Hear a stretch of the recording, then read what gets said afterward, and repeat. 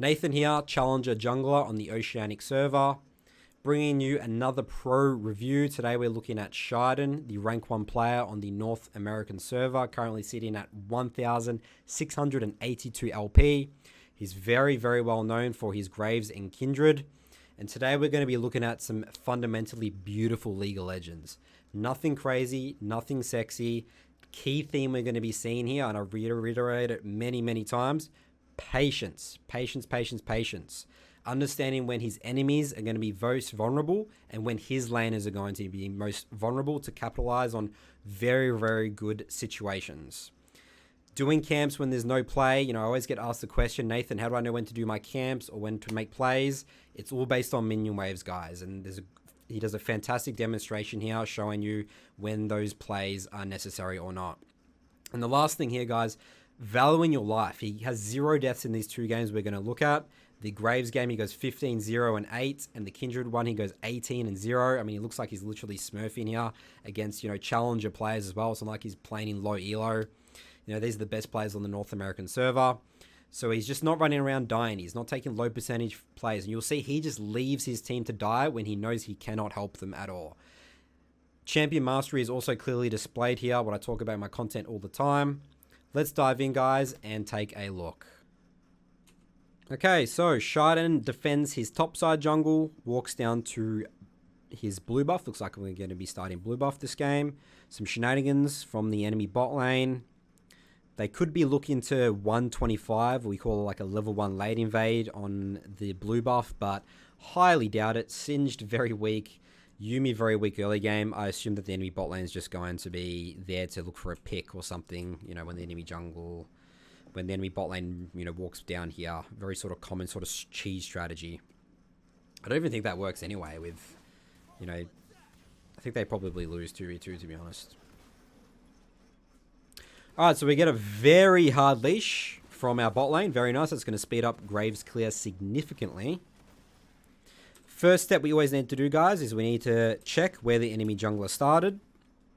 We obviously know that the bot lane didn't leash because they were waiting in this bush, so we need to just double check and confirm that it was a top start. And Graves shows up here with a little bit of health. He just healed that back up and mana. And that confirms that Singed has started blue buff. So we know where the enemy jungler started, but Singed also knows where Graves started because obviously that was a hard leash and Kled started in lane. So both junglers are operating with information that we know where each other are. So probably going to be a pretty relaxing early game unless someone decides to like level 3 gank or vertical invade or something like that. So let's see what Sheiden does here. Looks like he's just doing a standard clear, keeping up his grit stacks with his E. That's his armor passive, which is reason why Graves is such a fantastic jungler. He loses literally no HP. We're going to see him do raptors here. He's still got 2 pots, 8 stacks of grit, which is the max, 32 bonus armor. Good jungle champion. Alright, so looks like we're just doing the red buff here. And then as we're doing this camp, we need to assess both top and mid. Top, definitely looking diveable here, guys. We want to make sure we're denying all these minions from Gragas. We know Singed is pathing bot. He hasn't showed up anywhere. He hasn't showed up here. So we know that Zed can't help as well because he has to attend to this wave. This is going to be a 101 dive. There's no way we're letting a half HP Gragas get this minion wave, especially with a Kled who's so good at diving. One of the best champs in the game at diving. So we're not going to do our Krogs because we need to do this. And Kled literally just solos kills him without the wave like even crashing. Guys, there's not many champs in the game that can do this. I think Kled's the only champ that can do this. He has Ignite as well. So very well played by the Kled. Sheiden doesn't even need to do anything. Hits the Scrying Plant. You may ask, Nathan, why did he do that? Well, you don't need to worry about that, guys, because everyone on the enemy team knows where he is really anyway, even though it gives away his position. That denies it from the enemy team.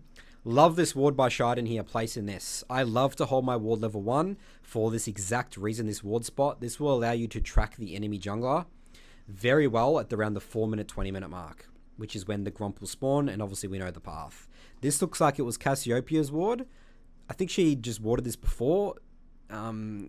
She's not doing a good job of tracking where the enemy jungler started, as we expect to do as junglers. This is gone.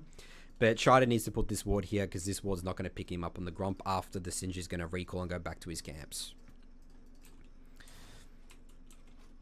So we're just doing Crab. Kled reset, so there's really nothing to do here.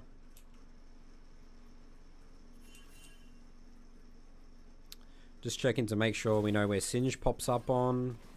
Does his Krugs of level 4. I love that straight to the Krugs, guys. He's not messing around with any mid gank or anything, because mid's not going to die here, guys. He's going to respect the Graves because, you know, he's top side. You know, Zed's, you know, not going to really use W aggressively unless it's like, I guess, right now.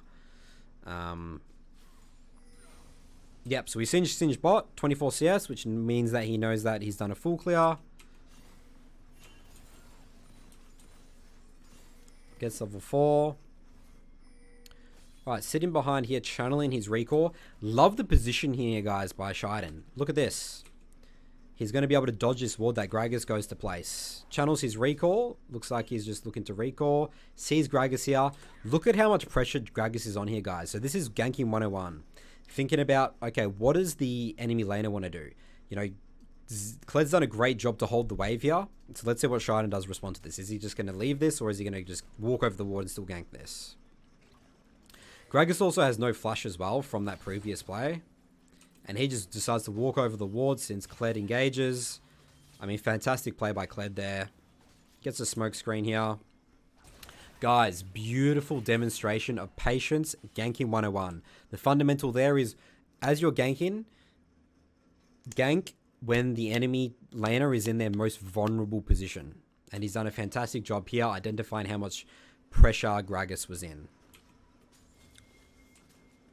Alright, so resets come down to his Gromp. Looks like Singed didn't take it. So where you know that Singed is going to be here, he's going to be on his Gromp. So we're just going to be clearing back up towards top.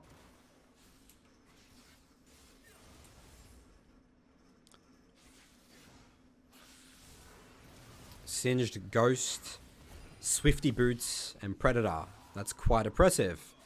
That's really good for Graves, actually, to be able to pick up this entire wave. Let's see if he's going to be able to last hit the cannon, guys. This is the number one fundamental as a jungler. We sort of suck at CS in, to be honest. But he gets the minion. Really important, guys. If I miss a minion, a cannon minion as a jungler, it's just like end of review, guys, honestly. Really important for the gold. Alright, so he goes Iron Whip, Control Ward as well. Pathing just back towards top. Great job of just getting to his camps, you know, clearing them off the map straight away. Not doing anything sexy at all here, guys. Just pathing back up towards top. Glenn does another great job here. They kill top.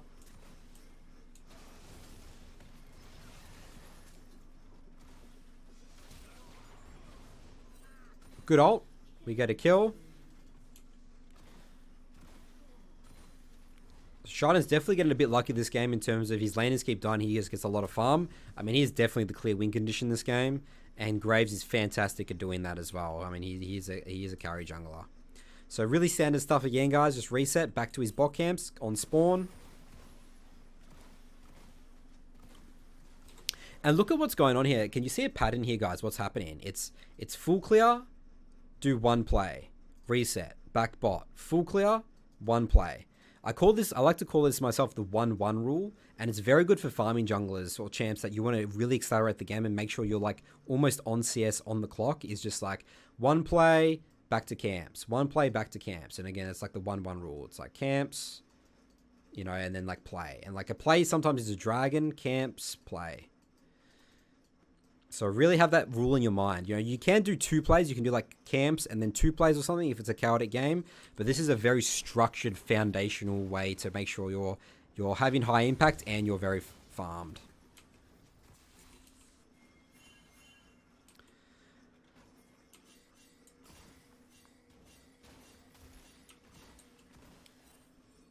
Alright, so looking to just do dragon here. He's going to have priority from mid here and Zed. So this is just a really basic fundamental dragon, guys. Zed's going to have to react to mid. And I mean, we're strong enough as well. Like, we're going to be able to win, you know, 4v3, even if the Pike and the Yuumi and the Singed comes. So we take dragon. Singed shows up here. Does Sheiden look to help? Doesn't care at all. Doesn't compensate. Next rule, guys. Not compensating for your teammates at all. He's just dead. Doesn't care less. Lets him die straight to his camps. Just straight. Look at how convinced he is just through the camps. He just knows that his lane is not savable. That allows him to pick up another free wave mid. 78, 79, 80 CS, guys, by 9 minutes. I mean, this is... You don't see this every game, guys. Kled kills top again. And there is some form of pressure on you as a jungler here. I mean, you know, Cassiopeia is, you know, struggling a bit here. Zed's going to really put on the pressure on her now. He has a mythic, she doesn't. You know, bots, Pike CSing fantastically well, surprisingly. Yeah, so this game's on him to carry. So let's look at what he does here. Krugs, resets. Next fundamental. Resetting on item spikes, okay? This is really important.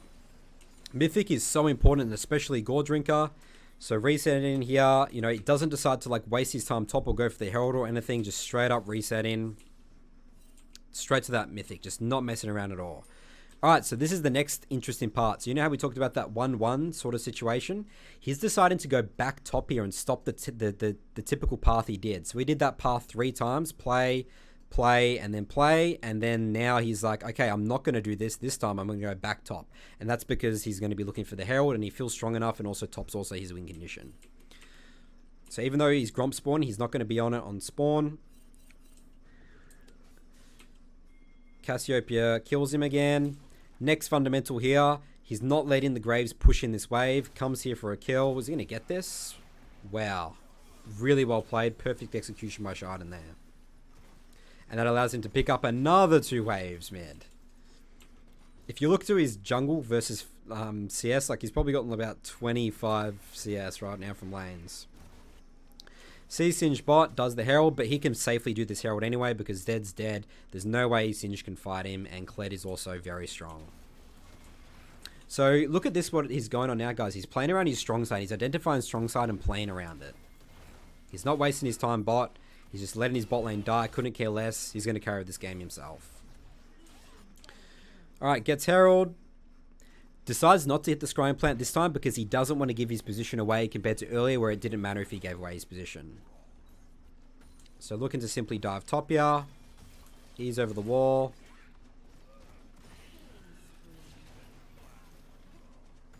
They finish him off with Ignite. Decides not to Herald this because there's no reason to Herald this because it's going to die naturally anyway. Saves Herald. Reset. Ninja Tarbs. Kindle Gem. Really good resets, guys. You know, maybe sometimes I'll see, you know, lower elo players, what they'll do here is they'll be like, oh, I do the tower, my camps are up, I should go do my camps.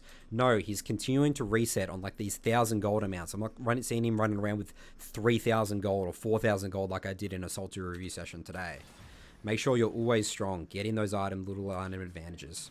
Also notice every time he goes back to base, he's only buying 1 control ward. Sometimes I see people buy 2 controls and stuff. You don't really need to do that till later stages of the game. It costs a lot of gold, guys. Just get 1 control ward, it's enough. You don't need to be getting 2 control wards. Let's try and pay attention to where he uses his ward as well. So he goes straight back top side of the base. He doesn't bother with going bot side because you're going to assume that you've lost your bot camps because you sort of were in a trade sides of the map situation. That's the next rule is, you know, identify when you've traded sides and you just need to go back to your camps. Now he's looking to invade the top side potentially. Looking to Herald mid tower here. He's just going to just walk up, straight up brute force it.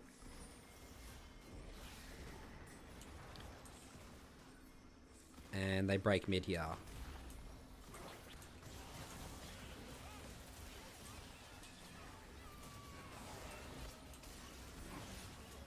I mean, he's just so tanky here. And this is the Gore Drink of Graves build just in action. Just fantastic job. And stay it alive.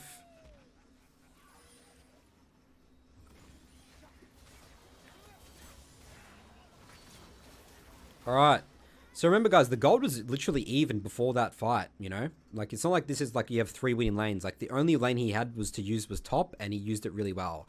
I mean, this is a great example, guys, of just beautiful fundamental League of Legends. There's nothing sexy going on here. There's nothing crazy, you know, outplays or anything. Just using his champion, playing his champion to its limits, clearing his camps, making sure he's strong. 124 farm, most farm in the game by 13 minutes. Just putting on the absolute carry pants, guys. Back to his camps.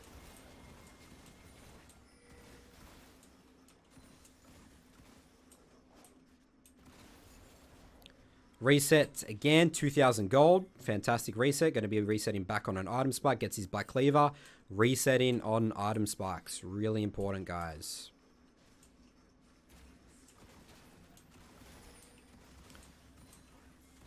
Right, clearing all his camps. Clearing camps. Clearing camps. Alright, so top looks like it's getting some form of pressure here. Maybe being looking to help top. Okay. So he looks like he's pretty comfortable to fight this. I mean, they're just diving, right? So we're looking to come. There could be the option to just go trade sides here, but he obviously looks confident enough right now to, you know, play, you know, potentially 2v, 1v3, 1v4. And he's just doing some serious damage. Unfortunately, misses the ult there. Really good at outplaying here. Ian over the wall. And he's just too tanky, guys. Again, this is just the Gore Drinker, Black Cleaver build coming into action. Kill top. And he's now 9-0. Hasn't died once. Value in his life. I talk about this all the time in my content. Value your life. Do not die. Alright, so we're 5k gold up. I think that's probably all I want to go for this game, to be honest. You know, we're in a really good position here. I just want to let's look at his final sort of build as well. So you guys, he gets, looks like he gets Frozen Heart. And then he goes more Mortius. And I assume that's for the Yuumi and the Singed. But, you know, they're not really building too much AP in Gragas, I guess. But, yeah, I think it's good. I mean, it's a really good item these days. And he's just going to be absolutely unkillable. Gives you good damage as well. Alright, great example this guy. Great fundamentals here. The resetting. The patience on the ganks. The tracking enemy jungler. Just everything done well and executed Graves perfectly. Let's jump into the next game. Okay, his next Kindred game. Where again he goes like 18-0. Comes top. Just chilling. Defending his top side. Alright, going back to his bot side. So this is the exact same thing he did the first game. Defend top, straight towards bot. Starting his blue buff. His bot lane gives him a very hard leash. And looking at where the enemy jungler started. Checking top, they both sort of started in lane. Enemy bot lane's missing, so this is potentially a bot start from the Graves. And bot lane shows they've lost some mana. So this is a different situation. We're starting in blue, but now we know that Graves started red. And we're going to be matching the Graves. So Sheiden saves his smite for Gromp again because he got such a hard leash.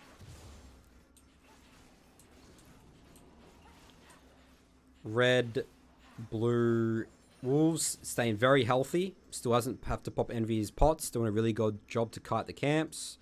If you're playing Kindred, it's really important to kite your camps with Q. Make sure you're not maximize the damage, making sure he's in his circle so he gets the Q reset. Really good execution of Kindred clear. You might ask, why is he doing this path instead of what he did last game with the Graves? I mean, Kindred's just better at doing single target camps. He's really not good. You can do Raptors, but it's not ideal. All right, and then going back top.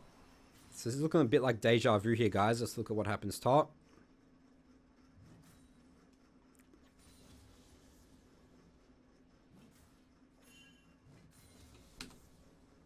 Staying just at the cusp out of vision here.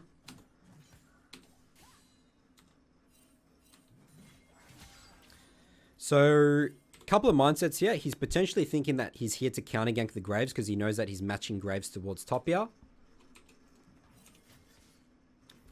Waiting patiently, and look at that, guys. Another example of patience on a gank. Lane gank in there. That's a bit of a different situation. Decides not to just walk through wards. Alright, where's Graves right now? So he's spam pinging bot side. So we're going to assume that Graves went towards bot side. So it looks like Graves cleared up here and then went back bot. So again, for tracking, we know that Graves is definitely bot side. Graves most likely did that because he just didn't see anything to gank top. He just wanted to just do this.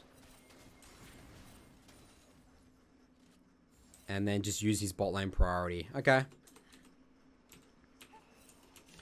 Great RNG spawn mark there for Sheiden. Hovering mid. Next fundamental here, guys. He knows that Graves bot side, so what he's doing is he's hovering. Diana needs to push in this wave and get a recall off. So he's not going to do his Raptors here. He's not doing. He knows that he needs to help his team on the map here. So he's just going to be hovering, hovering, hovering. Same situation here. He comes here and he wards this. Did he ward this? He didn't ward the Gromp. And he didn't hit the scrying plant this time because he doesn't want to show himself where he is. Yeah, he doesn't need to ward the Gromp here because, you know, the enemy Graves started bot side this game. So this ward would die anyway. We wouldn't really give good information for tracking. I guess he's just placing it just to place it. I don't really see any real purpose of that ward. But he's probably going to switch out to sweeper next base anyway. Hovering, gets another kill. Being in the right place at the right time, guys. It's not even just for jungle ganks as well. It's also because the enemy Fizz is going to try and fight. Laners love to fight under their tower because that's when they're very safe and your lane is very vulnerable. So it's not just about the jungler. It's also about, you know, laners looking to fight. It just picks up another free kill. Again, nothing sexy going on here, guys. It's really basic, boring, fundamental League of Legends. All right, look into... so we know we talked about the play camp in the first VOD. We're looking to do... So this game we've done camps. We didn't even really full clear our camps. We did play, and now we're looking for a third place. This is like a 1-3 he's doing this game. But then it just decides to go as camps. Okay, so this is actually now it's 1-2. We've done 2 plays and back to camps. Very same situation as the Gragas from the first VOD, guys. Fiora's trying to get the wave in. Okay, actually shows himself there. Not exactly too patient on that one. He's literally just sitting here. Look at this perfect... Look how close he is, guys. Look how perfect this is. He's ready to strike the moment Fiora goes in on this. You might think, what's Fiora doing? Is she's inting, but she has to get this wave in, guys. Exact same as the Gragas. The laners will do this in all elos, okay? Really important. Understanding that Fiora is very, very in a bad position there. They'll just die for the wave.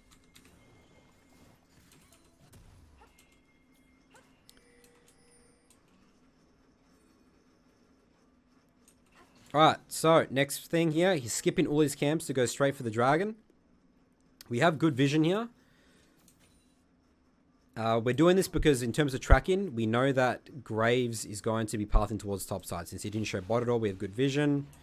Just doing the dragon. This is really good.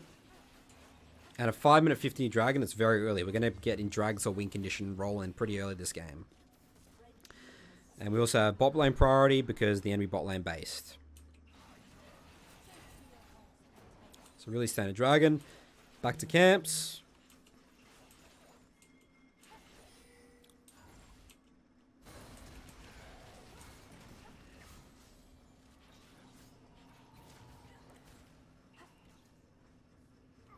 Alright, so what are we doing here? So, sort of same principles as before. Sort of, I mean, we're sort of in the right place at the right time here because we're just clearing up to our top camps anyway, so we just find a free kill mid. Enemy team sort of just falling over themselves, guys. Just, again, relax. There's nothing fancy going on here.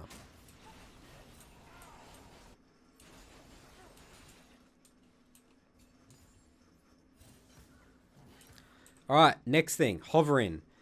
Slow pushing wave. Looking for a potential dive. Good fundamentals. It's not gankable, it's diveable. It's also counter gankable as well. So come in here. Just patience again. Gotta be waiting until Fiora either walks up, but she won't walk up on this wave. Just gonna wait for Aatrox to get the wave in.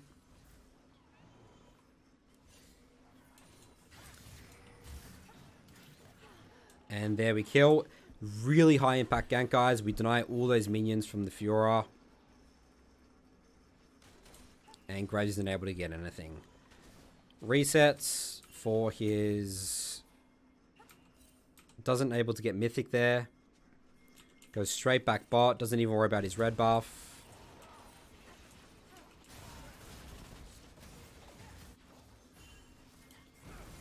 Spot lane's fighting. Looking to come clean up.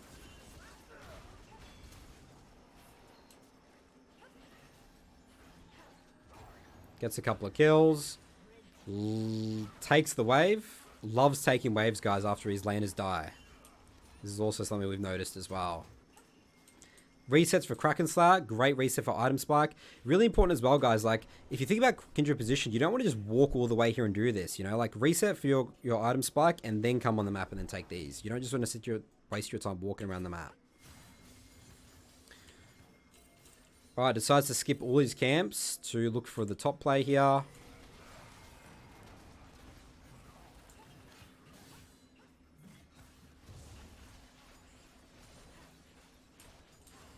Clear, clear, clear.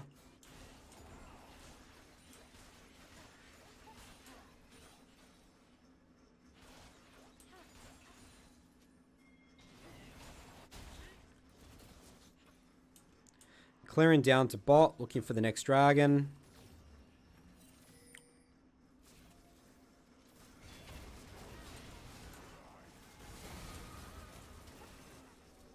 Lets his team die, no reason to compensate.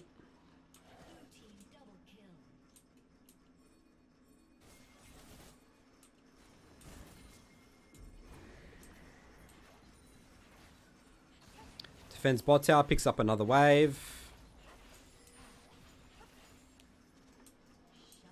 He has 3 marks right now. Kindred sort of spikes 4 marks. You really want to be looking to get 4 marks. Again, doing dragon, pretty much the same dragon as before because he knows the enemy team will reset and also his laners are off a reset. So he definitely can do this dragon. Good dragon fundamentals taken. Takes the Gromp. Exact same situation, guys, as before. At top, he's hovering his laners that are, pushed up. Patience again.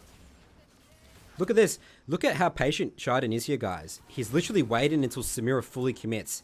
Any other player that I would see here is they'll literally just walk up here and they'll just start fighting. They're like, I gotta go, I gotta go, I gotta go. But he's waiting for Samira. He doesn't care about the Nautilus. And then perfectly comes in here. Fantastic patience, guys. Gets the kill. Able to break bot tower. The game's over here, guys. Again, Sheiden completely carrying this game, knowing where to be, perfect fundamentals, fantastic gameplay in these 2 games, and he finishes this game 16-0, withstand cleaver. Actually, no, he finishes it with more kills, 18-0.